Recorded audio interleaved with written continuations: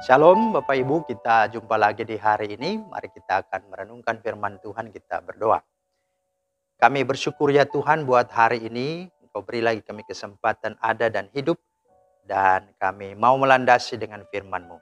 Mohon hikmat dan pengertian Roh Kudus. Dalam nama Tuhan Yesus kami berdoa. Amin. Bapak Ibu, firman Tuhan kita terambil dari Lukas 23 ayat 43. Kata Yesus kepadanya, "Aku berkata kepadamu, sesungguhnya hari ini juga engkau akan ada bersama-sama dengan aku di dalam Firdaus."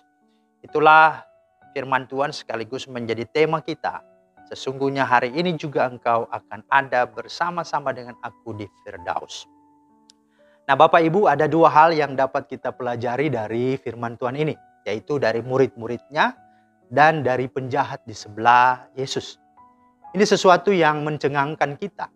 Bahwa Kristus disalib bukan di antara dua muridnya. Melainkan di antara dua penjahat. Dan dengan demikian ia dianggap paling jahat. Karena posisinya berada di tengah-tengah. Dan menjadi pertanyaan, seandainya ia harus disalibkan di antara dua muridnya. Kira-kira siapa muridnya yang pantas berada di kiri dan kanan Yesus? Nah, saya kira murid yang tepat untuk itu adalah Petrus dan Thomas.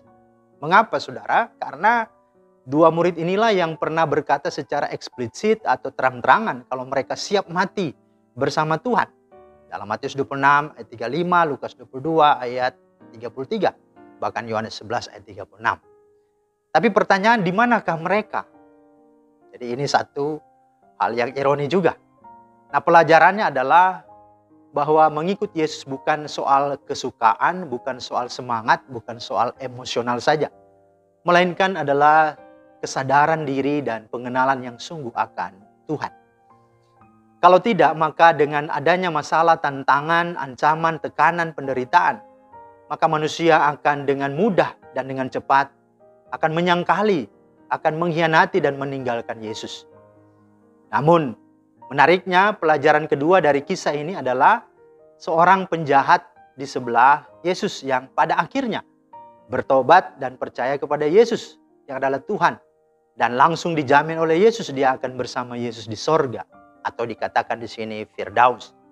Nah, pertanyaannya adalah apa yang menyebabkannya? Yang menyebabkan adalah yang pertama, sang penjahat ini sadar bahwa ada kehidupan setelah kematian. Dia tahu bahwa kehidupan tidak berakhir di dunia ini, melainkan akan berkelanjutan di kehidupan kekal setelah kematian.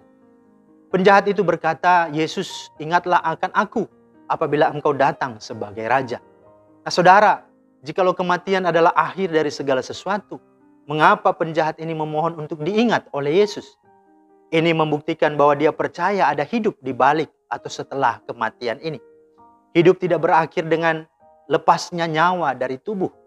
Penjahat ini sebentar lagi akan menghembuskan nafasnya yang terakhir.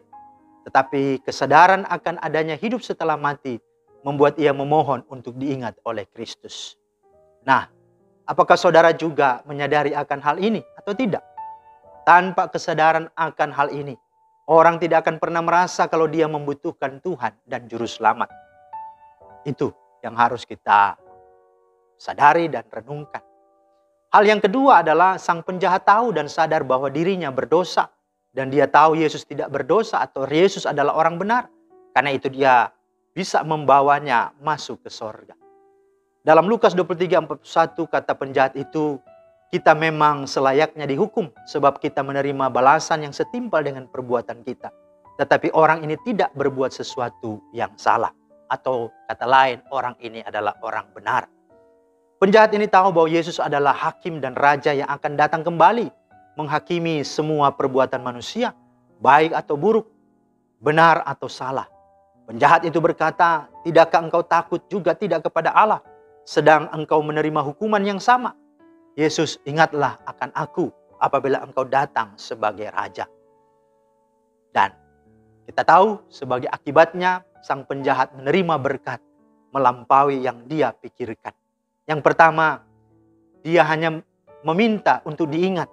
Tetapi Yesus berkata, "Engkau akan bersama-sama aku di Firdaus." Artinya, jikalau saat itu pun si penjahat ini mati, saat itu pun penjahat itu telah berada bersama-sama dengan Yesus di sorga. Perhatikan kata sesungguhnya. Artinya benar, artinya ya dan amin. Dia tidak pernah berdusta. Bahkan dia menyediakan tempat kita di sorga. Sebagaimana dalam Yohanes 14, 1 ayat 3. Yang kedua, si penjahat ini berkata, kalau nanti engkau datang sebagai raja. Orang jahat ini tahu tentang eskatologis, kedatangan Kristus.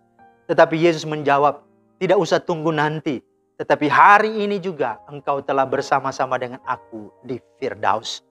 Maka itu artinya, kita ketika menerima Yesus, maka kita akan menerima Firdaus. Tidak menerima Yesus, maka tidak akan pernah menerima Firdaus atau sorga.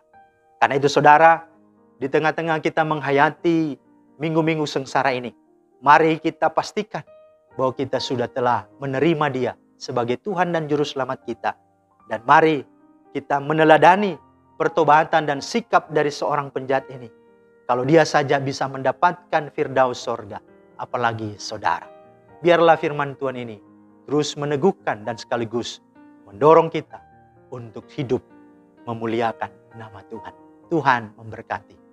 Mari kita berdoa. Terima kasih Tuhan atas firman-Mu yang boleh lagi meneguhkan kami dan meyakinkan kami terhadap hal yang akan terjadi setelah kematian. Dan Engkau menjamin dan memastikan bahwa orang-orang yang percaya kepadamu tidak binasa, melainkan beroleh hidup yang kekal. Meteraikanlah dan mampukan kami untuk menjaga, merawat, dan mempertanggungjawabnya kelak. Demi Kristus kami berdoa. Amin. Demikianlah firman Tuhan hari ini. Selamat beraktivitas. Tuhan Yesus memberkati. Shalom.